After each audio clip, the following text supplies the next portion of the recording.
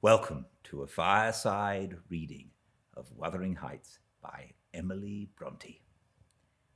Chapter 7. Cathy stayed at Thrushcross Grange 5 weeks, till Christmas. By that time her ankle was thoroughly cured, and her manners much improved. The mistress visited her often in the interval, and commenced her plan of reform by trying to raise her self-respect with fine clothes and flattery, which she took readily.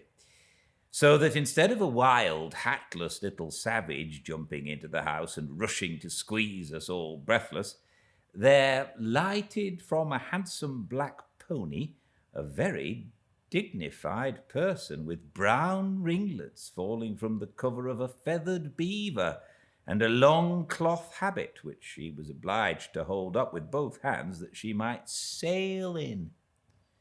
Hindley lifted her from her horse, exclaiming delightedly, "Why, Cathy, you are quite a beauty. I should scarcely have known you. You look like a lady now. Isabella Linton is not to be compared with her, is she, Frances?" "Isabella has not her natural advantages," replied his wife, "but she must mind and not grow wild again here. Ellen, help Miss Catherine off with her things. Stay, dear, you will disarrange your curls. Let me untie your hat." I removed the habit, and there shone forth beneath a grand plaid silk frock, white trousers, and burnished shoes, and while her eyes sparkled joyfully when the dogs came bounding up to welcome her, she dared hardly touch them, lest they should fawn upon her splendid garments. She kissed me gently. I was all flour making the Christmas cake, and it would not have done to give me a hug. And then she looked round for Heathcliff. Mr. and Mrs. Earnshaw watched anxiously their meeting, thinking it would enable them to judge in some measure what grounds they had for hoping to succeed in separating the two friends. Heathcliff was hard to discover at first. If he were careless and uncared for before Catherine's absence, he had been 10 times more so since. Nobody but I even did him the kindness to call him a dirty boy and bid him wash himself once a week, and children of his age seldom have a natural pleasure in soap and water.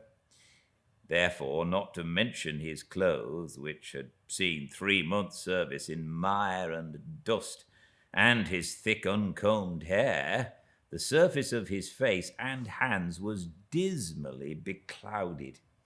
He might well skulk behind the settle on beholding such a bright, graceful damsel enter the house, instead of a rough-headed counterpart of himself, as he expected. "Is Heathcliff not here?" she demanded, pulling off her gloves and displaying fingers wonderfully whitened with doing nothing and staying indoors. "Heathcliff, you may come forward," cried Mr. Hindley, enjoying his discomfiture and gratified to see what a forbidding young blackguard he would be compelled to present himself. "You may come and wish Miss Catherine welcome, like the other servants." Cathy, catching a glimpse of her friend in his concealment, flew to embrace him.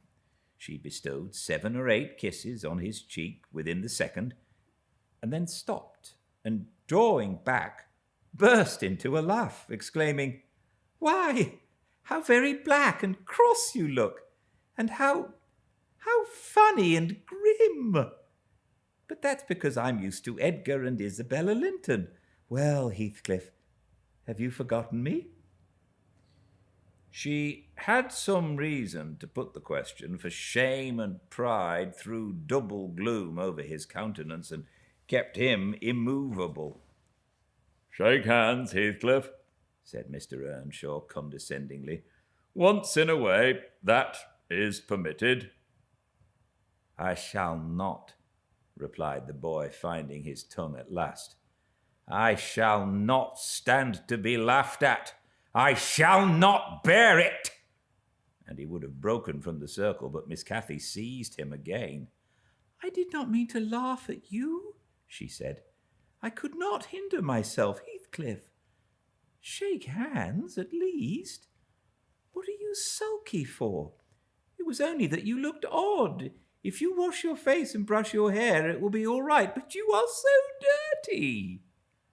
She gazed concernedly at the dusky fingers she held in her own, and also at her dress, which she feared had gained no embellishment from its contact with his. "You needn't have touched me," he answered, following her eye and snatching away his hand. "I shall be as dirty as I please, and I like to be dirty, and I will be dirty." With that he dashed headforemost out of the room, amid the merriment of the master and the mistress, and to the serious disturbance of Catherine, who could not comprehend how her remarks should have produced such an exhibition of bad temper. After playing lady's maid to the newcomer and putting my cakes in the oven and making the house and kitchen cheerful with great fires befitting Christmas Eve, I prepared to sit down and amuse myself by singing carols all alone, regardless of Joseph's affirmations that he considered the merry tunes I chose as next door to songs.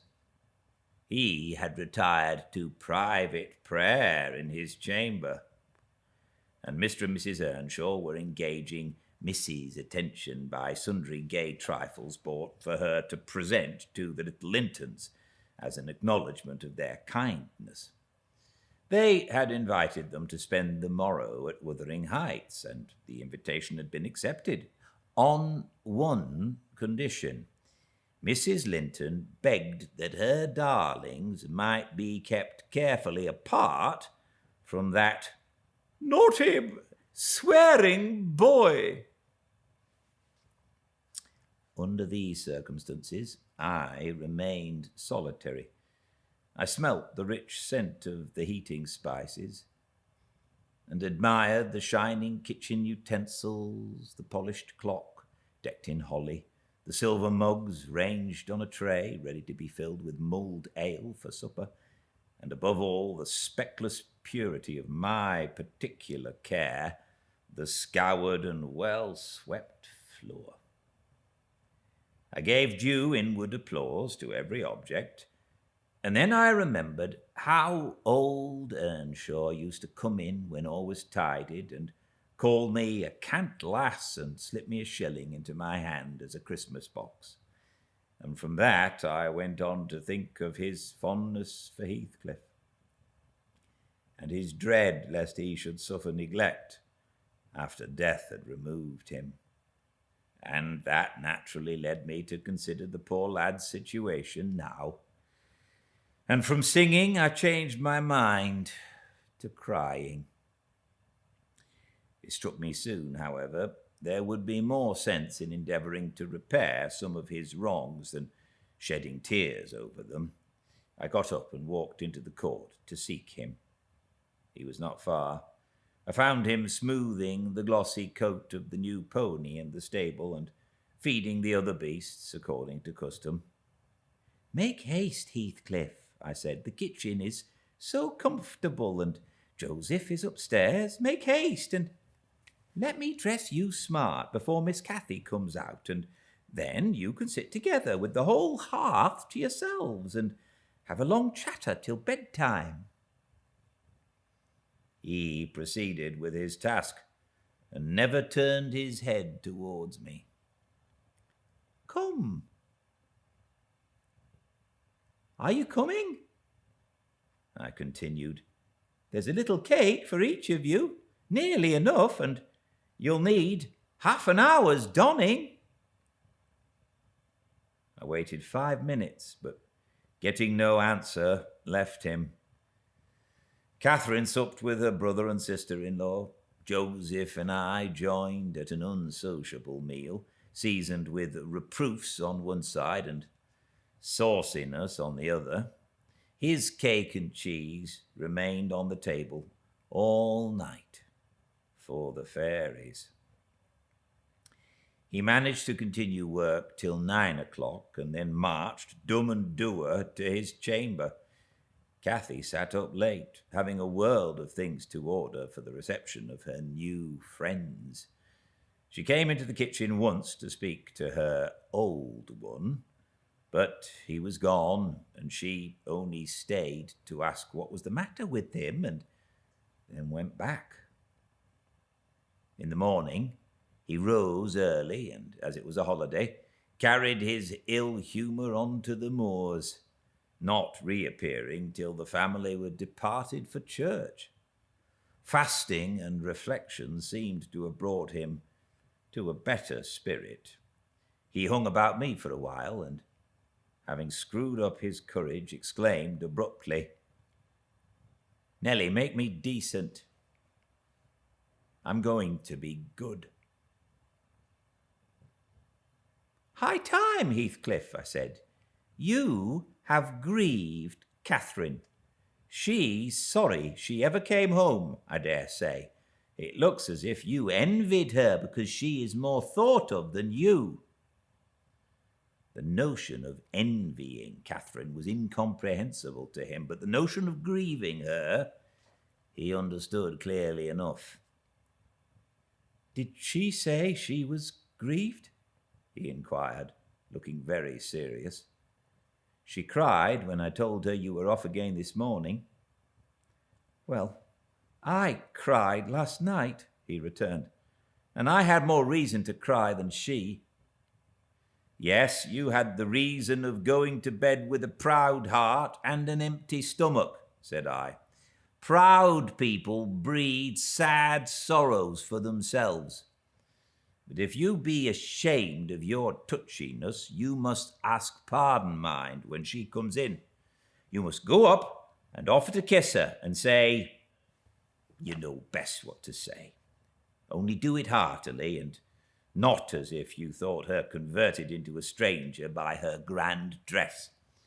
And now, though I have dinner to get ready, I'll steal time to arrange you so that Edgar Linton shall look quite a doll beside you, and that he does. You are younger, and yet I'll be bound you're taller and twice as broad across the shoulders. You could knock him down in a twinkling. Don't you feel that you could?"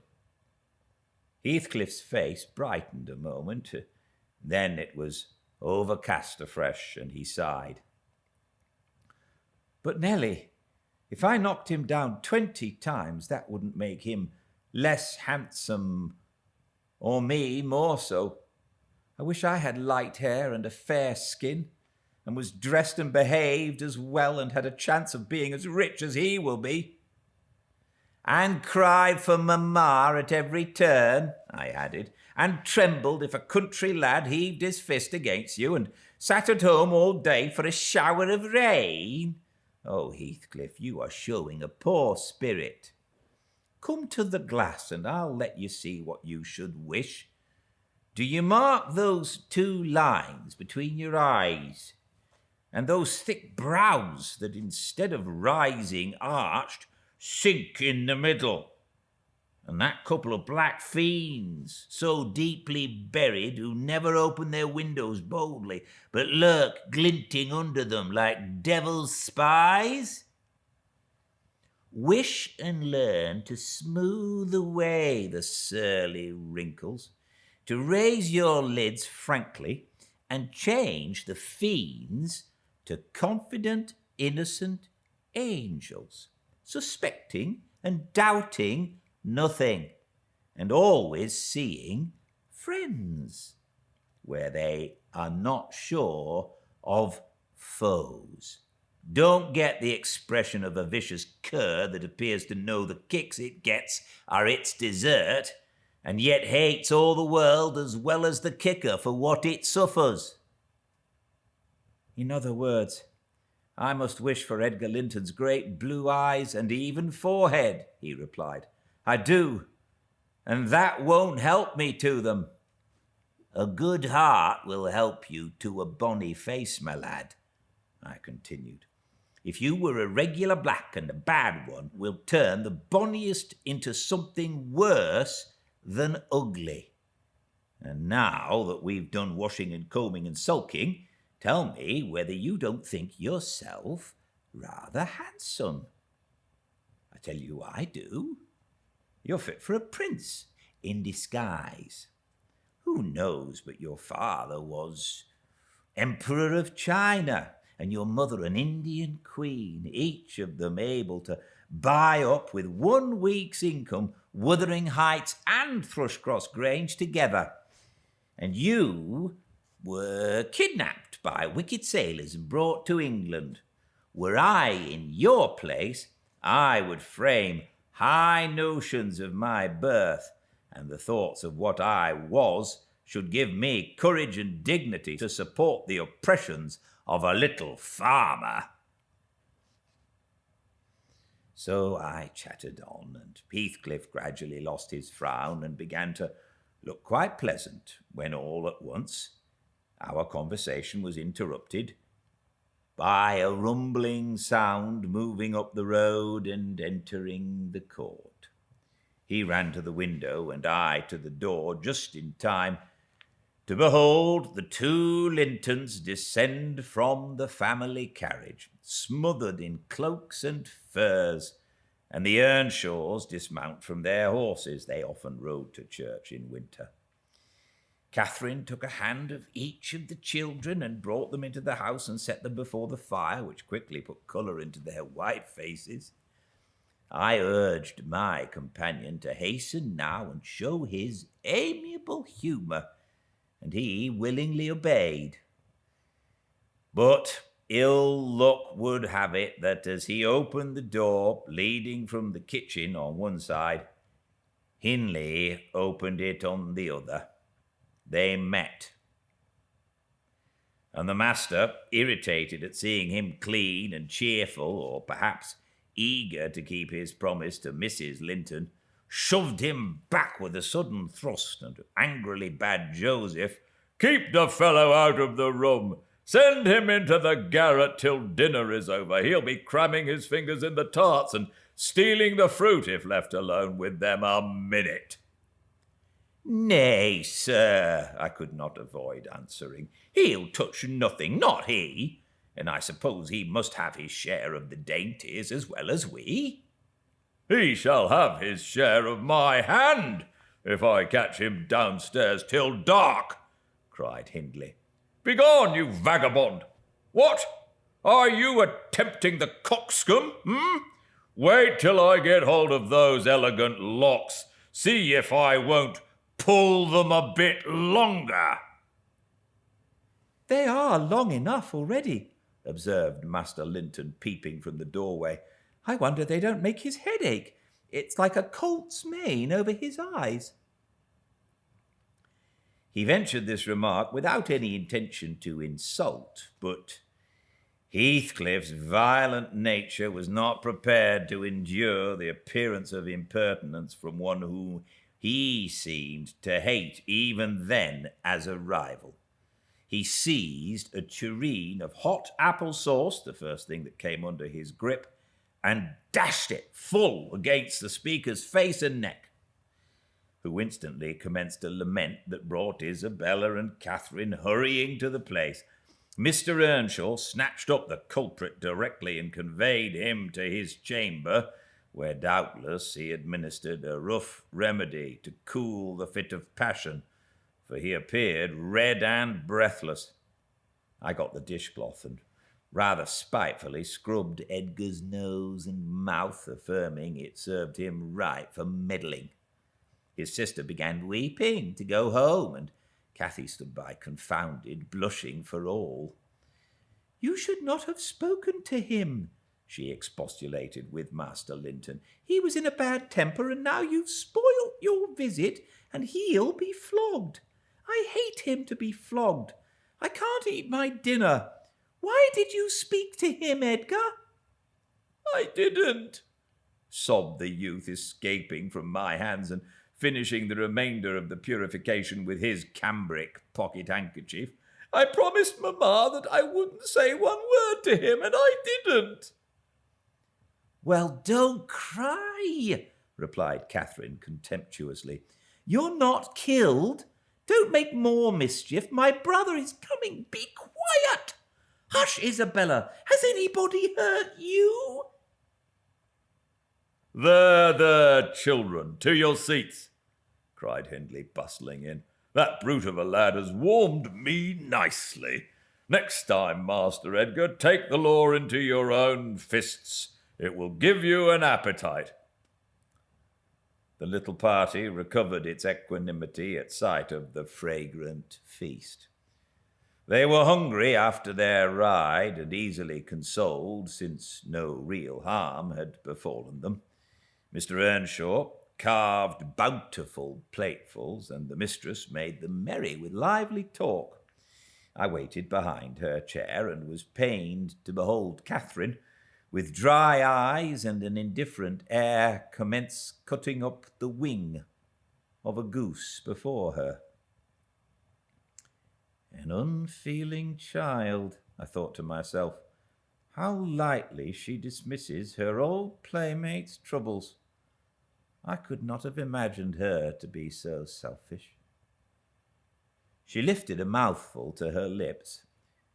Then she set it down again. Her cheeks flushed, and the tears gushed over them. She slipped her fork to the floor and hastily dived under the cloth to conceal her emotion. I did not call her unfeeling long, for I perceived she was in purgatory throughout the day, and wearying to find an opportunity of getting by herself or paying a visit to Heathcliff, who had been locked up by the master, as I discovered on endeavouring to introduce him to a private mess of victuals. In the evening we had a dance. Cathy begged that he might be liberated then, as Isabella Linton had no partner. Her entreaties were vain, and I was appointed to supply the deficiency. We got rid of all gloom in the excitement of the exercise, and our pleasure was increased by the arrival of the Gimmerton band, mustering 15 strong, a trumpet, a trombone, clarionets, bassoons, French horns, and a bass viol, besides singers. They go the rounds of all the respectable houses and receive contributions every Christmas, and we esteemed it a first-rate treat to hear them. After the usual carols had been sung, we set them to songs and glees. Mrs. Earnshaw loved the music, and so they gave us plenty. Catherine loved it too, but she said it sounded sweetest at the top of the stairs, and she went up in the dark. I followed. They shut the house door below, never noting our absence, it was so full of people. She made no stay at the stairs' head, but mounted farther to the garret, where Heathcliff was confined, and called him. He stubbornly declined answering for a while. She persevered, and finally persuaded him to hold communion with her through the boards. I let the poor things converse unmolested, till I supposed the songs were going to cease and the singers to get some refreshment. Then I clambered up the ladder to warn her. Instead of finding her outside, I heard her voice within. The little monkey had crept by the skylight of one garret, along the roof, into the skylight of the other, and it was with the utmost difficulty I could coax her out again. When she did come, Heathcliff came with her, and she insisted that I should take him into the kitchen, as my fellow servant had gone to a neighbour's to be removed from the sound of our devil's psalmody, as it pleased him to call it. I told them I intended by no means to encourage their tricks, but as the prisoner had never broken his fast since yesterday's dinner, I would wink at his cheating Mr. Hindley that once. We went down. I set him a stool by the fire and offered him a quantity of good things, but he was sick and could eat little, and my attempts to entertain him were thrown away. He leant his 2 elbows on his knees and his chin on his hands and remained wrapped in dumb meditation. On my inquiring the subject of his thoughts, he answered gravely, "I'm trying to settle how I shall pay Hindley back. I don't care how long I wait, if I can only do it at last.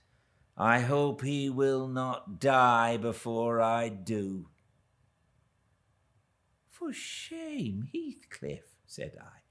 "It is for God to punish wicked people. We should learn to forgive."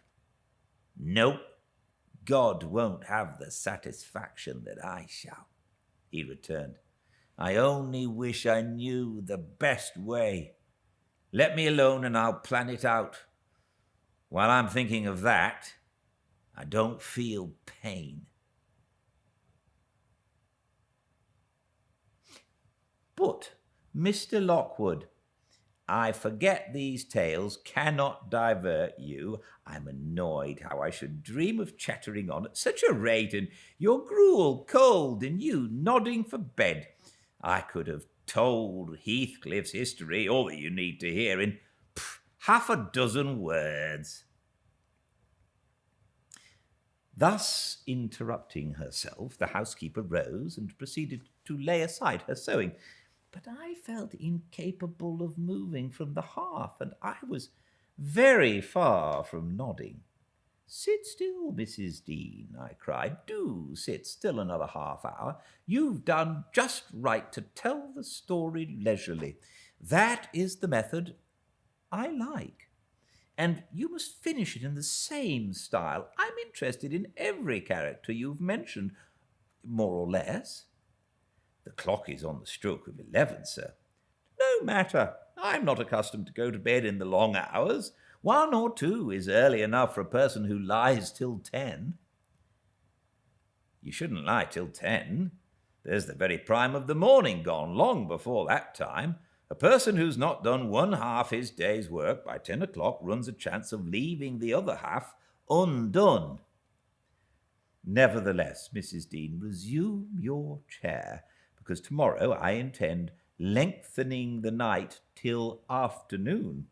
I prognosticate for myself an obstinate cold at least." "I hope not, sir."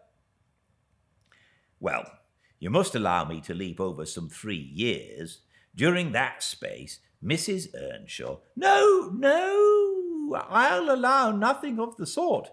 Are you acquainted with the mood of mind in which, if you were seated alone, and the cat licking its kitten on the rug before you, you would watch the operation so intently that Pussy's neglect of one ear would put you seriously out of temper?" "A terribly sad mood, I should say." "On the contrary, a tiresomely active one. It is mine at present, and therefore continue minutely. I perceive that people in these regions acquire over people in towns the value that a spider in a dungeon does over a spider in a cottage, to their various occupants. And yet the deepened attraction is not entirely owing to the situation of the looker-on. They do live more in earnest, more in themselves, and less in surface, change, and frivolous external things. I could fancy a love for life here almost possible, and I was a fixed unbeliever in any love of a year's standing. One state resembles the setting a hungry man down to a single dish on which he may concentrate his entire appetite and do it justice. The other, introducing him to a table laid out by French cooks. He can perhaps extract as much enjoyment from the whole, but each part is a mere atom in his regard and remembrance." "Oh, here we are the same as anywhere else when you get to know us," observed Mrs. Dean, somewhat puzzled at my speech. "Excuse me," I responded. "You, my good friend, are a striking evidence against that assertion. Excepting a few provincialisms of slight consequence, you have no marks of the manners which I am habituated to consider as peculiar to your class. I am sure you have thought a great deal more than the generality of servants think. You have been compelled to cultivate your reflective faculties for want of occasions for frittering your life away in silly trifles. Mrs. Dean laughed. I certainly esteem myself a steady, reasonable kind of body, she said. Not exactly from living among the hills and seeing one set of faces and one series of actions from year's end to year's end, but I have undergone sharp discipline which has taught me wisdom. And then I have read more than you would fancy, Mr. Lockwood. You could not open a book in this library that I've not looked into and got something out of, unless it be that range of Greek and Latin and that of French. And those I know from one another. It is as much as you can expect of a poor man's daughter. However, if I'm to follow my story in true gossip's fashion, I had better go on, and instead of leaping 3 years, I will be content to pass to the next summer, the summer of 1778. That is nearly 23 years ago.